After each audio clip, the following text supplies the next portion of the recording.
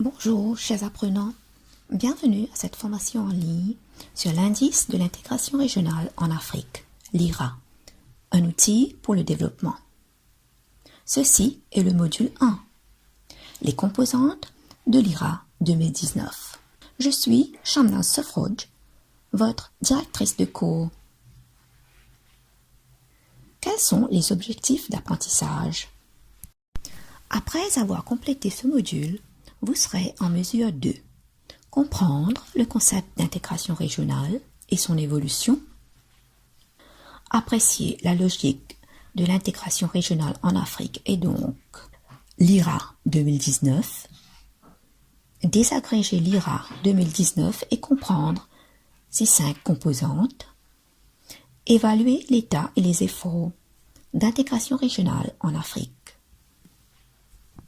Lecture. Pour mieux naviguer ce module, vous devez compléter ces diapositives puis lire le récit de ce module dans le livret de cours. Il vous est recommandé de vous référer au guide, comprendre les indices de l'intégration régionale de la CEA, surtout lire l'introduction, le chapitre 1 et 2. Les liens sont ici mentionnés. Lisez aussi le rapport sur l'indice de l'intégration régionale en Afrique 2019. Faites référence aux lectures facultatives pour avoir plus de détails sur le sujet. La portée de l'intégration régionale en Afrique est très large. Elle est vue comme un moyen de promouvoir le développement socio-économique en élargissant les marchés et le commerce, en renforçant la coopération, en répartissant les risques et en favorisant la coopération socio-culturelle et la stabilité régionale, entre autres. Donc, l'intégration régionale est mieux structurée comme un concept multidimensionnel qui peut être évalué sous différents angles. En Afrique et en IRA 2019, c'est surtout le commerce, la production, la macroéconomie, les infrastructures et la libre circulation des personnes. L'IRA 2019 se sert de 3 indicateurs pour estimer l'intégration productive en Afrique. Le premier indicateur est la part des exportations intra-régionales de produits intermédiaires. Il s'agit de la somme des exportations intermédiaires d'un pays vers tous les autres pays de la région par rapport au total des importations régionales. Le deuxième est la part des importations intra-régionales de produits intermédiaires.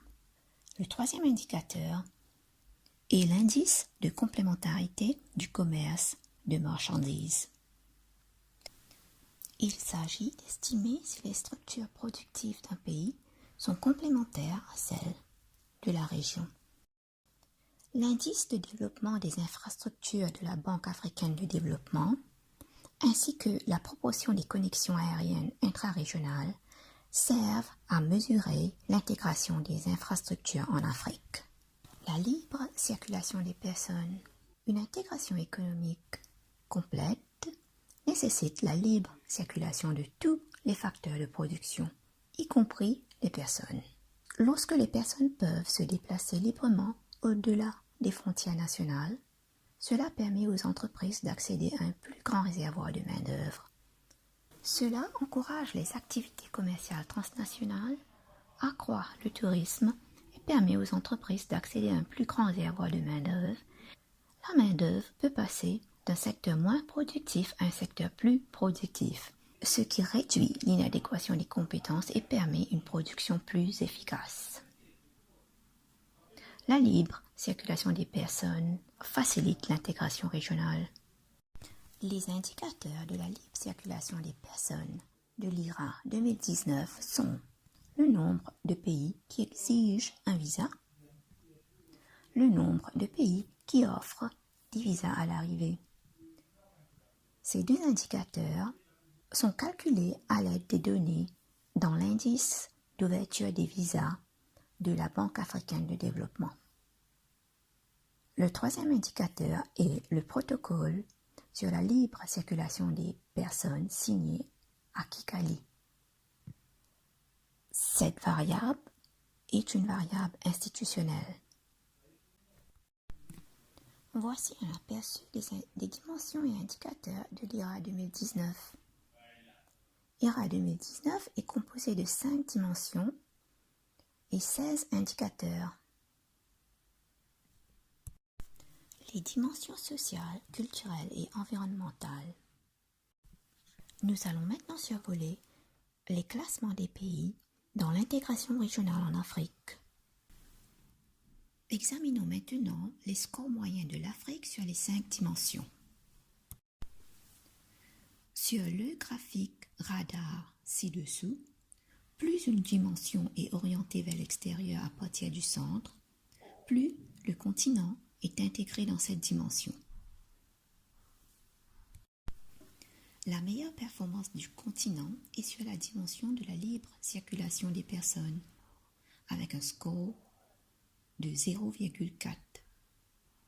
Juste devant la dimension macroéconomique, le continent fait défaut dans les dimensions de la production et des infrastructures, avec des scores très faibles, ne dépassant pas 0,22. Les scores des pays sur la dimension commerciale en Afrique. Les scores des pays sur la dimension infrastructurelle en Afrique. L'Afrique du Sud est le leader du continent sur la dimension infrastructurelle.